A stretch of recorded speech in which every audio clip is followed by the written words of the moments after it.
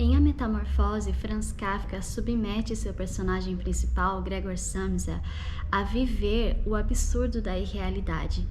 E é a partir dessa vivência do absurdo que os seus leitores conseguem começar a refletir de algo que talvez não seja assim tão absurdo ou tão irreal, mas que possa fazer parte do nosso cotidiano. Cotidiano esse que só pode vir a ser percebido por aquele que está passando por essas transformações que são apresentadas, de não conseguir mais se reconhecer em seu próprio corpo e de lidar com limitações que de repente você passou a ter. O livro começa falando a respeito da relação homem-trabalho e ele fala logo de cara do quanto é trabalhoso esse trabalho que ele escolheu. Gregor Samsa era um viajante, então ele estava sempre fora de casa, precisava olhar horários de trens, precisava não perder esses trens, e ele fala o quanto essa instabilidade, essa falta de uma rotina pode ser muito maior em preocupação do que uma pessoa que trabalha em um escritório, por exemplo. Mas essa instabilidade não se resume aos seus horários. Algo que o incomoda muito e que logo de cara a gente vê é uma frase que ele diz: relações que mudam sempre, que não duram nunca, que não chegam nunca a ser verdadeiramente cordiais e nas quais o coração nunca pode ter participação. Aqui ele começa a trazer uma ideia de superficialidade das relações interpessoais que podem existir dentro de um trabalho e o que você acaba esperando desse trabalho também quando você não estabelece essas relações em outros ambientes da sua vida. Ele fala também nessa parte do trabalho em relação à rotina de sono. E ele fala sobre o quanto é prejudicial para o homem se manter acordado e o quanto isso deveria ser uma coisa básica a ser alcançada. Então, a necessidade de madrugar, pensou, entontece por completo a gente. O homem precisa dormir o tempo justo. E tem algumas reclamações a respeito desse trabalho, ele sabe que não está completamente satisfeito com ele, mas existe um objetivo. E quando nós falamos de objetivo, é importante para que a gente consiga aguentar um pouco mais situações que são desafiadoras, mas temos essa ideia de que são temporárias, então alcançando o que eu almejo, eu deixo essa ideia. E esses objetivos bem fundados e bem cravados ali, eles são essenciais para que a gente não se perca no meio do processo. Uma coisa que eu costumo ouvir muito são pessoas adultas com filhos que falam sobre o arrependimento de terem trabalhado demais e de não terem dado a devida atenção aos seus filhos. E esse trabalho veio justamente para suprir as necessidades dessa criança que estava chegando ao mundo. Mas não existia um ponto claro de chegada, de vou trabalhar em 3 empregos durante esse período para alcançar esse objetivo. Assim que eu chegar, eu deixo pelo menos um emprego ou 2 deles. E acaba entrando num ciclo vicioso de trabalhar sempre muito, não dar atenção para outros aspectos e acabar se dando conta disso quando as relações estiverem em algum determinado ponto se tornado superficiais devido à distância que acabou ocorrendo ao longo dessa vida. Essa relação do Gregor Samsa com o trabalho dele era algo percebido por todos.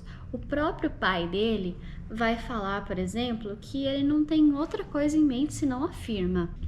Ele diz ainda um pouco sobre os papéis que as pessoas ocupam, os seus cargos. Ele vai dizer que o gerente, por exemplo, ele é até um pouco mais coerente do que o chefe, porque o chefe, na sua qualidade de patrão, engana-se frequentemente a respeito de um empregado devido à distância que existe entre esses dois. O gerente, um pouquinho mais para frente no livro, quando vai visitar o Gregor Samsa, ele diz algo: às vezes temos de superar ligeiras indisposições em nome dos negócios. É uma frase importante para a gente refletir também. Qual é o ponto das indisposições em que eu estou enfrentando em nome do trabalho? Então, existe um limite, existe uma pequena desmotivação a ser vencida no dia a dia, mas existe a necessidade do cuidado e de olhar para si e não ocultar essas necessidades em nome das obrigações diárias. Gregor, enquanto estava na sua cama, já havia passado pela metamorfose. Aqui nesse momento eu estou falando do momento em que o chefe vai visitar a casa dele, né? Porque ele não apareceu, não viram ele pegando o trem. E ele começa a pensar que o chefe vai entender que ele tenha se atrasado um único dia. Afinal, ele foi um funcionário exemplar todo o restante dos dias. E ele fala que alguém pode ter um instante de incapacidade para o trabalho, mas então é preciso que os chefes se lembrem do quão útil ele tem sido e pensar que, passado o impedimento, ele vai voltar a ser tanto mais ativo e vai trabalhar com mais zelo. E aqui a gente fala muito sobre as relações de novo de trabalho, sobre o apoio do outro, sobre programas, vamos pensar aí dos recursos humanos, essa parte mais de RH mesmo. Fechando um pouquinho essa parte do trabalho, que a gente não vai fechar de fato, porque é ao longo do livro todo, mas a forma como esse não trabalhar do Gregor Samsa afetou a família toda. Em um momento que ele estava precisando de ajuda e a família até então que não trabalhava porque ele sustentava todos, passou a precisar trabalhar e manter a casa e fazer as coisas rodarem da forma como dava, porque o Gregor não estava mais sendo útil a essa posição de provedor e de cuidador, mas ele estava necessitado de ser cuidado nesse momento. E olha o que acontece quando os papéis se invertem. Quem, naquela família cansada, desfeita pelo trabalho, teria podido dedicar a Gregor algum tempo, se não o estritamente necessário? Quando acontece a metamorfose do Gregor, ele acorda um tanto confuso, sem entender o que daquilo tudo faz parte da realidade e o que não faz.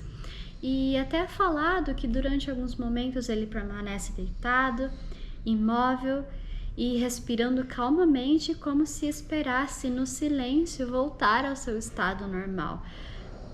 Eu entendo a metamorfose do Gregor Samsa como de fato uma inabilidade física, como alguém que de repente é acometido por alguma enfermidade ou que passa por algum acidente e precisa reaprender a forma de funcionamento do seu corpo, embora muitas pessoas atribuam o estado dele à depressão também, de não conseguir sair do quarto, mas eu entendo alguns pontos nisso, mas eu não consegui ligar totalmente nessa parte. Eu vejo realmente uma adaptação, uma mudança física que de fato ocorreu. Bom, então o Gregor, ele se assusta porque ele acorda e ele tem patas que ele não consegue controlar. Ele tem uma carapaça dura, ele é descrito como um inseto repugnante. Depois de um tempo em que ele fica deitado na cama, ele chega à conclusão de que o melhor remédio para isso tudo é encarar a realidade. Ele vê que não adianta ficar deitado, respirando calmamente, porque isso realmente está acontecendo. Ele realmente vai precisar se levantar e se apresentar estando da forma como está, de afrontar essa perspectiva. teve algo importante no começo da metamorfose, que foi uma certa consideração por ele. A família dele, nesse momento, já tinha percebido que existia algo de errado, porque ele nunca se atrasava para o trabalho dessa forma, e eles estavam conversando, a família do lado de fora do quarto e ele do lado de dentro, e existia uma diferença na voz, na forma de falar, e eles tinham aceitado, ok, tá diferente, e ele se sentiu aliviado de imaginar que teria o apoio da família dele nesse momento de dificuldade. O essencial era que já haviam notado os outros que algo fora do comum lhe acontecia e se dispunham a vir em sua ajuda. A decisão e a firmeza com que foram tomadas as primeiras disposições aliviaram-no. Sentiu-se novamente incluído entre os seres humanos.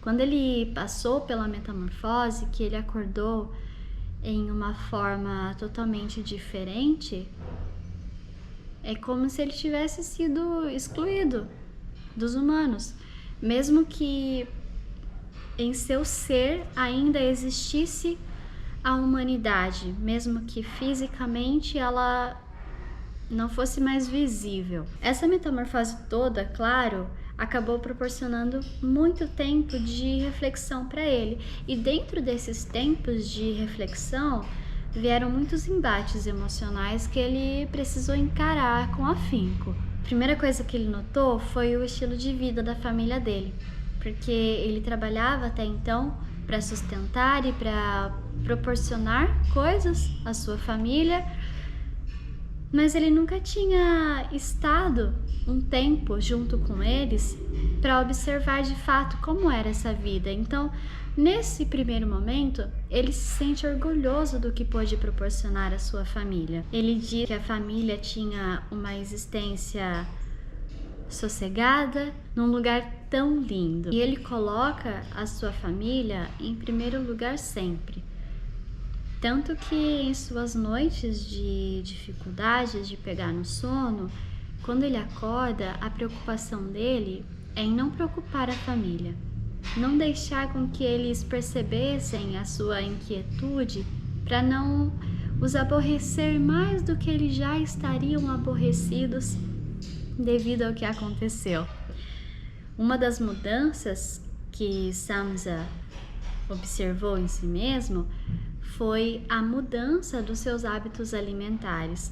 Então, a sua irmã, que era a pessoa mais próxima dele, trazia no começo algumas comidas que eram as suas preferidas, e ele logo percebeu que elas não lhe agradavam mais. Esse sentido foi mudando, ele foi querendo outras coisas ao longo do tempo, e ele simplesmente não conseguia comer as comidas que lhe eram trazidas. Isso foi deixando ele com muita fome ao longo do tempo, e isso lhe causava desespero. Ele acordava de fome, mas ele não tinha coragem de incomodar a irmã para pedir que ela trouxesse uma comida que ele gostasse no momento, que ele preferiria morrer de fome a ter de chamar atenção para isso, embora ele quisesse atirar-se aos pés da irmã e suplicar-lhe que ela lhe trouxesse algo bom de comer. E a preocupação dele, em meio a tudo isso, a esse emaranhado de muitas coisas que estavam acontecendo com ele, uma preocupação constante também era que ele fizesse tudo o que fosse possível para que a sua família esquecesse rápido essa desgraça comercial que havia caído sobre eles, essa incapacidade dele de continuar exercendo a sua profissão e mantendo a sua família. É de extrema importância nós considerarmos dentro desse contexto também a época em que o livro foi escrito, em que a obrigação de manter a casa era exclusivamente dos homens, e o pai dele, ele não conseguia mais ser uma pessoa ativa no trabalho, portanto não conseguia manter, então a responsabilidade disso vinha toda sobre ele.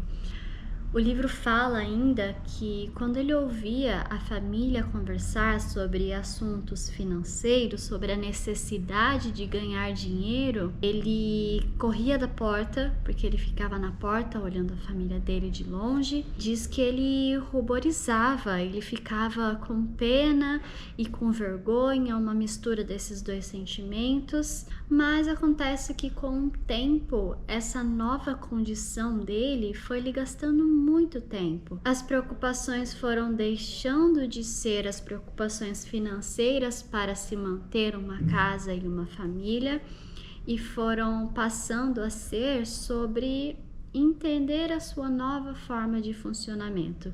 É como se ele tivesse, a partir de um determinado momento, passado a olhar mais para ele mesmo. E em um dia qualquer, ele olha o seu pai e acaba ficando surpreendido, porque o seu pai se mostrava como um homem firme, direto, e até então ele era um homem ali mais frágil, mais incapaz de manter essas responsabilidades financeiras. Uma das coisas que fizeram Gregor sofrer bastante dentro desses esbarrares com as surpresas e as suas impossibilidades advindas da sua nova forma de existência, esteve um sofrimento muito grande em relação à sua irmã, porque ele tinha planos para a irmã dele, ele queria pagar um conservatório para que ela pudesse estudar o violino que ela tanto gostava, e ele queria agradecer a ela por tudo que ela estava fazendo, que no momento era a única que estava cuidando minimamente dele, que estava tentando fazer isso. E ele acredita que conseguir agradecer ela por isso faria com que o trabalho se tornasse menos pesado, mas nem isso ele conseguia fazer. Ele percebe que com o tempo esses cuidados vão sendo melhores executados pela irmã, como se ela tivesse se habituado a fazer essa atividade. E Gregor também conseguia entender as coisas com um pouquinho mais de clareza. Percebe em um determinado momento que ele está mudado, como se ele tivesse ficado um pouco menos humano. E essa parte é importante porque é como se ele tivesse quase que aceitado sua nova condição. Então, móveis na sala, numa quantidade exacerbada, não faziam mais sentido para ele, porque não era uma decoração útil, de fato. Para ele, era mais interessante agora escalar as paredes e os tetos, como se o ambiente precisasse ser readequado para a sua nova forma de vida, de existência. Ao mesmo tempo que ele reconhece essa vontade de que os móveis sejam retirados, ele fica um tanto resistente. É aí que ele se questiona dessa diferença dele para com o mundo. Em que momento foi que eu perdi a minha condição humana? Ou, refletindo de outras formas, em que momento foi que eu passei a ser tão diferente das outras pessoas, com necessidades diferentes das outras pessoas? Teve algo que se manteve nele, mesmo depois de momentos muito difíceis, e aí é uma fala que aparece mais no final do livro, quando a sua irmã está tocando música para 3 homens que estavam hospedados ali nos quartos das casas, e ele se questiona, porque ele estava questionando até então se ele havia perdido a sua humanidade, mas quando ele ouve sua irmã tocando, ele fica completamente absorto por aquilo, tanto que é o que vai fazer ele tomar coragem de sair do quarto depois de meses trancado, obscuro para sua família, para tentar chegar mais perto desse som. E é como se ele se recuperasse, como se isso fizesse ele voltar para si, e ele se questiona que se ele era uma fera, por que a música tanto o impressionava? Nessa habilidade que a arte tem de fazer com que a gente se olhe de forma mais profunda e se perceba em diferentes aspectos que de outras formas que não artísticas acabam não sendo possíveis. Com o tempo que a família começou a perceber que Gregor não estava mais voltando, Gregor não ia deixar de ser um inseto asqueroso e essa era a nova condição de vida deles, a família foi se cansando e começaram a aparecer alguns comportamentos um tanto preocupantes. A irmã, que antes cuidava dele, de repente passa a ficar semanas inteiras sem arrumar o quarto. Chega um momento em que Gregor fica perdido em meio a tanta poeira que existia no quarto dele.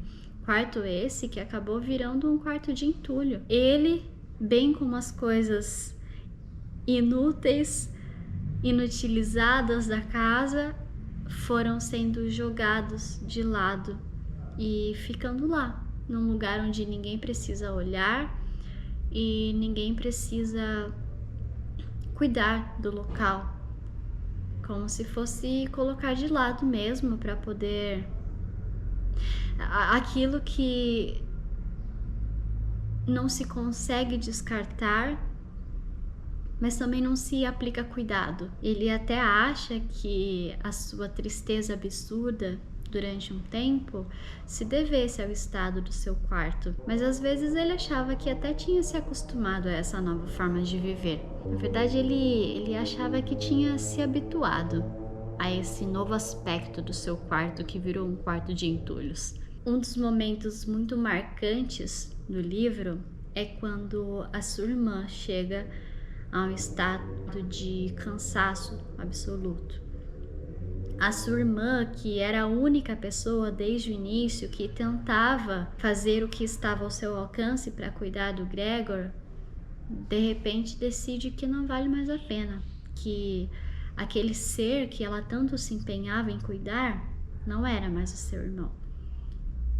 Então nós temos, além do Gregor não se reconhecendo, temos também uma família que deixa de reconhecer aquele ser como sendo um membro que tanto foi participativo, que tanto viveu diversas coisas, por estar em um formato muito diferente nesse momento. E aí essa irmã, em um determinado momento, ela bate na mesa com força, ela diz que isso não pode continuar assim. Ela nega que aquele ser seja o seu irmão. Ela diz que ele é um monstro e que ela não consegue nem pronunciar o nome do seu irmão em relação a esse monstro que estava vivendo naquele quarto de entulhos. Ela diz ainda que é forçoso tentar se livrar dele. Fizeram o que era humanamente possível para tolerá-lo, considerando que ele ainda fosse o Gregor que eles antes conheciam. Ninguém poderia fazer censura nenhuma deles. E aqui ela fala porque existe uma necessidade de mudar de casa, mas existe um medo dos olhares, do que as pessoas vão falar quando virem a aberração que Gregor Samsa se tornou. Porque até então as únicas pessoas que tinham acesso ao Gregor era sua própria família. Então, lidar com algo que ninguém sabe, que ninguém vai ter a liberdade de falar alguma coisa, é diferente de lidar com algo acrescido dos comentários de pessoas de fora que não estão passando pelo que a família está passando. Tem um momento que o pai dele se revolta contra ele. O pai que nunca tinha tido coragem de vê-lo e não vê-lo de longe, assim, isso o pai tinha feito, mas de percebê-lo, de olhar profundamente, entender suas necessidades, de repente se revolta, talvez não sabendo lidar com os seus sentimentos diante de tudo aquilo e começa a agredir ele, jogando uma maçã que fica cravada em sua eu não sei o nome, carapaça, e ninguém tira. O Gregor vê sua mãe suplicando pela vida dele nesse momento, e ninguém tira a maçã, ninguém tem coragem de encarar de perto a nova forma do Gregor. E eles deixam lá, param de ser agressivos, mas eles param de ser. Eles se afastam completamente. É como se a partir daquele momento Gregor tivesse ficado sem família, indiferentes. Não existia agressão, não existia retaliações, mas também não existia cuidado. Essa ferida demorou meses para curar e de certa forma se tornou uma lembrança, até para o pai dele, que era quem tinha feito ela. Dentro desse lembrete que ficou estabelecido para o pai dele, existe uma grande reflexão sobre deveres, de será que existem afetos obrigatórios? Ninguém se atreveu a tirar-lhe a maçã, que assim ficou encravada em sua carne como visível testemunha do acontecido. Pareceu recordar inclusive ao pai que Gregor, apesar de sua triste e repulsiva forma atual, era um membro da família, ao qual não se devia tratar como um inimigo, porém, pelo contrário, respeitá-lo, e que era um dever da família sobrepor a repugnância e resignar-se e nada mais. Gregor, ao que parece, desde o começo do livro, ele passou por cima das suas vontades, dos seus desejos, de si mesmo, para cuidar da família. E agora, nesse contexto, ele se encontra completamente ignorado por esses e que ele se empenhou por tanto tempo em cuidar. É falado que Gregor ficava deitado em seu quarto em trevas, invisível para os outros, mas que ele podia, através disso, contemplar as conversações da sua família. Talvez algo que no seu dia a dia ele nunca parou para ter feito. Essa invisibilidade foi tão considerável que a pessoa que o encontrou morto em seu quarto foi a criada que representou bem o que as pessoas de fora podem representar. A criada que chamava ele de coisas ruins, ela chamava ele de pedaço de bicho, e quando ele morreu, ela ria da família, dizendo que eles não precisavam se preocupar com a forma em que iriam se livrar desse traste.